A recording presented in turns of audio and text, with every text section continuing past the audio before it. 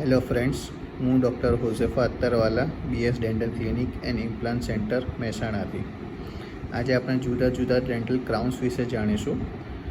Dental ક્રાઉનનું main કામ દાંતના form અને ફંક્શનને રિસ્ટોર કરવાનું હોય છે. દાંતના ફંક્શન વિશે આપણે પહેલાં જાણી ચૂક્યા છીએ.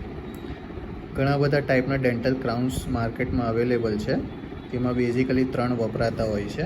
એક છે વાયરોનિયમ મેટલ, એક છે સિરામિક જેને PFM પણ કહેવામાં આવે છે, એક છે ઝિર્કોનિયમ. વાયરોનિયમ મેટલ જનરલી મેટલ જેવો દેખાતો હોય છે, સ્ટેનલેસ સ્ટીલ જેવો.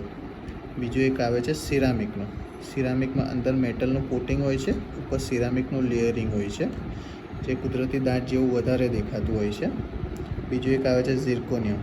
ઝિર્કોનિયમ એ એક જાતનું મેટલ છે, એ વ્હાઇટ કલરનું હોય છે. તેની ઉપર સિરામિકનું કોટિંગ હોય છે. દેખાવે દાંત કલરનું વધારે દેખાય છે, મજબૂતાઈ ખૂબ જ વધારે હોય છે. એક બીજો ચોથો પ્રકાર છે ઈમેક્સ, જે ગ્લાસ સિરામિકમાંથી બનાવવામાં આવે છે.